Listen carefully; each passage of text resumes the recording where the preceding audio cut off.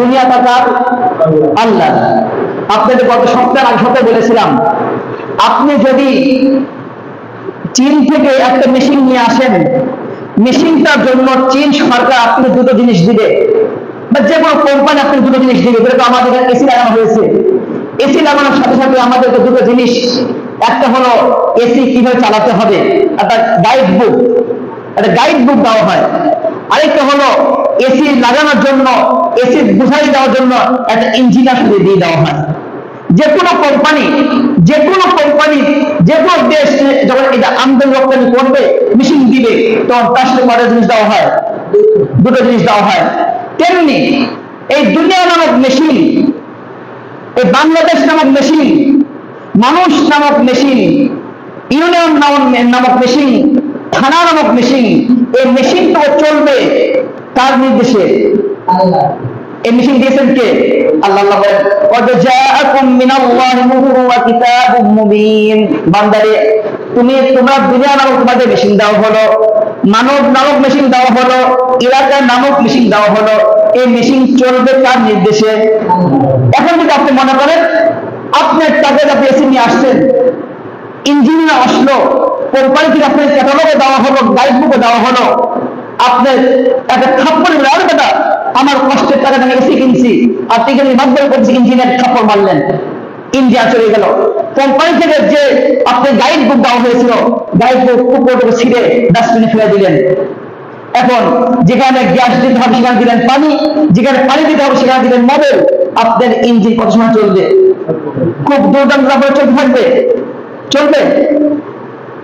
বাংলাদেশ আপনার, মানব আপনার, ইরাক আপনার, কিন্তু দিয়েছেন কে? আল্লাহ। ইনিল হুকমু ইল্লা বিল্লাহ। নির্দেশ চলবে কার? আল্লাহর নির্দেশ চলবে, আল্লাহর হুকুম চলবে। যদি আল্লাহর হুকুম ছাড়া, হুকুমটা কি? কদ জাআকুম মিনাল্লাহি নূরুন ওয়া কিতাবুম মুবিন। একটা হচ্ছে আল্লাহর গাইড বুক, সেটা হবে কি? আল কোরআন। আরেকটা হলো রাসূল সাল্লাল্লাহু আলাইহি ওয়াসাল্লাম রেখে দেওয়া সুন্নাহ। এই সুন্নাহ মোতাবেক রাসূল সাল্লাল্লাহু আলাইহি ওয়াসাল্লাম চলে গিয়েছেন, কিন্তু এই রাসূলের সুন্নাহ ধারক উলামায়ে কিরাম এদের দিক নির্দেশনা ছাড়া, কোরআন ছাড়া, উলামায়ে কিরামের দিক নির্দেশনা ছাড়া ইউনিয়ন যদি চালানোর চিন্তা করে, তাহলে ইঞ্জিনিয়ার আর গাইড বুক ছাড়া, মেশিন ছাড়া যে ব্যবস্থাটা হবে একই অবস্থা হবে। তাহলে দেশ চলবে, মানব চলবে, এলাকা চলবে কার নির্দেশে? আল্লাহর নির্দেশে। আল্লাহর সাথে যাদের কোনো সম্পর্ক নেই, এরকম ব্যক্তিদের ব্যাপার যতই বড় হোক নির্ভীক, সে কিসের নির্ভীক? যদি বড় সৎ, যার মধ্যে আল্লাহর হুকুম বাস্তবায়িত নাই, এই ব্যক্তি সৎ হতে পারে। যে ব্যক্তির মধ্যে নামাজ নাই, এই ব্যক্তি কখনো সৎ হতে পারে? তাহলে তো হিন্দুরা সৎ হয়ে যাবে, খ্রিস্টানরা সৎ হয়ে যাবে। যে ব্যক্তির মধ্যে নীতি নৈতিকতা নাই, এই ব্যক্তি কখনো সৎ হতে পারে? এরকম অনেক কথা শুনছি আমাদের কানে, আমার সর্বদা শুনতে পাই। বর্তমানে পরিস্থিতিতে চলছে, আমার ভাই, তোমার ভাই, অমক ভাই, অমক ভাইয়ের চরিত্র ফুলের মতো পবিত্র, নাউযুবিল্লাহ। যে ব্যক্তির মুখের মধ্যে কোনো দাড়ি নাই, যে ব্যক্তির জীবনে কোনো রকম নামাজ নাই, হক নাই, কোরআন নাই, এই ব্যক্তি কখনো সৎ হতে পারে? এই ব্যক্তি অন্যদের নেতা হতে পারে, কিন্তু কোন মুসলমানদের নেতা সে হতে পারে? কোন মুসলমানদের নেতা সে হতে পারে না। কেন? তুমি যদি ইমাম হতে চাও, তুমি যদি আমাদের নেতা যদি হতে চাও, তাহলে তোমার সাথে আল্লাহর কমিটমেন্ট যেটা আছে, যেটা ওয়াদা যেটা আছে, সেটা কি করতে হবে? বাস্তবায়ন করতে হবে। আমার নেতা, আপনার নেতা যদি আমার নামাজ না পড়াতে পারে, যে মসজিদের মধ্যে আমার নেতা নামাজ পড়াতে যদি না পারে, তাহলে এই নেতা মসজিদের বাহিরে আমাদের মধ্যে ইনসাফ সে কিভাবে কায়েম করবে? এজন্য আমাদের খুব ভেবে চিনতে, এরকম জবান আল্লাহ দিয়েছে আমাকে, আমাদের তরঙ্গ, আমাদের উচ্চারণ ভঙ্গি দিয়েছেন, দান করেছেন কে? আল্লাহ। আমাদের ধর্মের রক্ত দিয়েছেন কে? আল্লাহ। আমার জবানটা যেন কখনোই এরকম কোন ব্যক্তিদের সামনে এরকম কথা ফুলঝুরি, একদম এরকম প্রশংসা এরকম উচ্চারণ না হয়। কেন? আল্লাহর নামটা দিতে পারলাম না, অমুক ভাইয়ের চরিত্র ফুলের মতো পবিত্র, আমি সাবধানে দিলাম ও পবিত্র।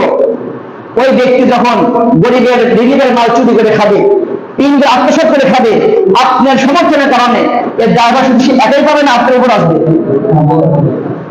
এজন্য ভেবে চিন্তে কথাগুলো বলতে হবে, ভেবে চিন্তে সিদ্ধান্ত নিতে হবে।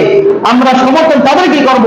যারা ইসলামের পক্ষে, দেশ ও মানুষের পক্ষে, মাটি ও মানুষের পক্ষে যারা সত্যিকার কাজ করবে, আরেকটা হলো কোন পথ চেয়ে নেওয়া কিন্তু জায়েজ আছে? কোন পথ চেয়ে নেওয়া জায়েজ নাই। আজকে যারা এরকম লালায়িত হয়ে আসছে, আল্লাহ রাসূল বলেন যারা পথ লোভী হয়ে থাকে এদেরকে অর্জনকে হয়ে জাহান্নামে নিক্ষিপ্ত করে দেওয়া হবে। কত বড় হুমকি আসছে।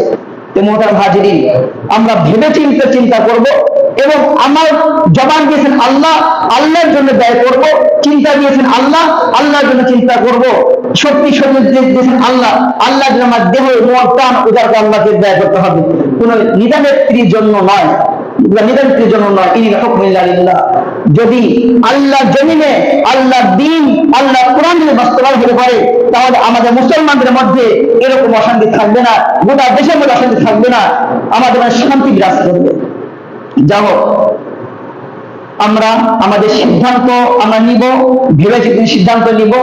আরেকটা হলো এখন অথবা যখন তাহলে আমরা কাজে কি করবো? দেখেন, মুমূর্ষ অবস্থা এমন অবস্থায় আপনার সামনে এক গ্লাস পেশাব দেওয়া হলো, এক গ্লাস মদ দেওয়া হলো। এখন জানটা রক্ষার জন্য পান তো করতে হবে। আপনি কোনটা পান করবেন, পেশাব না মদ?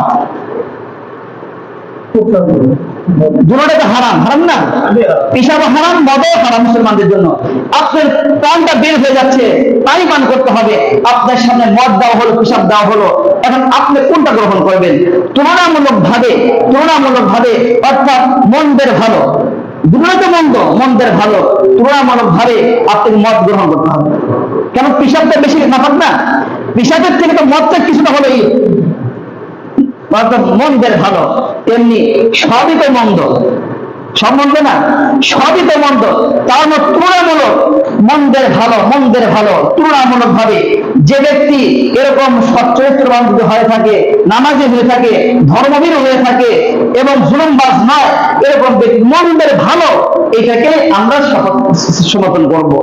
আর এই কাজটা আসলে অত্যন্ত কল্যাণকর কাজ, অত্যন্ত ভালো কাজ। কিন্তু আজকে সিস্টেমটা এমন হয়ে গেছে, আজকে আমাদের যত অসাধু মানুষ তারা বাহুবল দিয়ে, শক্তি দিয়ে, ক্ষমতা দিয়ে তারা এই পদটাকে তারা পুরস্কৃত করে ফেলেছে। এই পদটা পুরস্কৃত করার পদ না, কারণ এই পদের সমস্ত আম্বিয়া আলাইহিমুস সালাম এই পদে ছিলেন। আমাদের নবী সাল্লাল্লাহু আলাইহি সাল্লাম মক্কা থেকে যখন মদিনা চলে গেলেন, মদিনা তার জিন্দেগি কেমন ছিল? নেতৃত্ব দিয়েছেন না?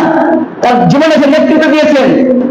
তারপরে খলিফাতুল মুসলিমিন আবু বকর, ওমর, ওসমান, আলী সহ অনেক সাহাবায়ে কেরাম নেতৃত্ব দিয়েছেন।